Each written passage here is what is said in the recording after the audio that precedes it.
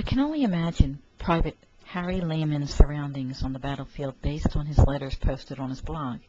He mentions that rum was very popular at the front lines, as taking a swig of rum was often used to give one the courage to jump over barricades to move forward while under fire.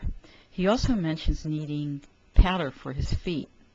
1918 was a very rainy year in European history, and I can see why the soldiers would have had great difficulty keeping their tired feet dry and warm. Beyond Private Lehman's blogs, I turned to the internet for pictures of the World War I battlefield by... My guess is that most of these pictures were taken by battlefield journalists and military photographers. So I'll describe Private Lehman's surroundings not based on what he wrote, but based on these internet pictures. The reason I prefer to do this is that Private Lehman was too compassionate and brave to describe what he really saw to his family.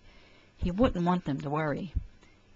In his battalion's diary, it is written that on the early morning hours of September 30th, 1917, Private Lehman's battalion came under heavy fire.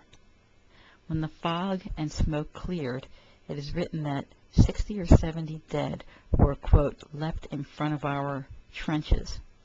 This image would make a lasting impression on the soldiers who witnessed it. On a good day at the front, Private Lehman would be inside a muddy trench smoking cigarettes and keeping watch for the enemy. He would be wearing a heavy coat to keep himself warm in the cold winter months.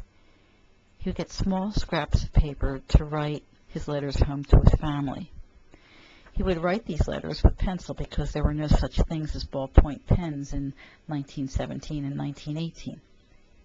He might hear the voices of Italian families, refugees moving to find their shelter after their homes had been destroyed by German bombs. He would also hear the sound of distant artillery and airplanes flying overhead.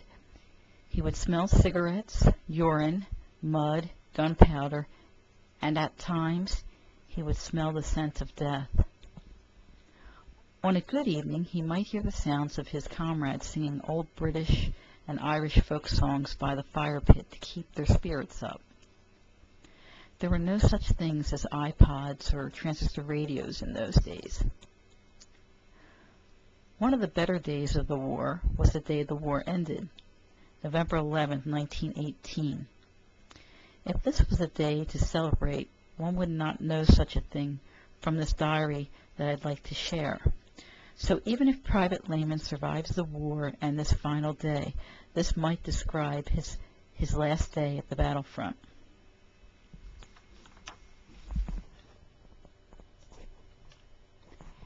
After the long months of intense strain, of keying themselves up to the daily mortal danger of thinking always in terms of war and the enemy, the abrupt release from it all was physical and psychological agony.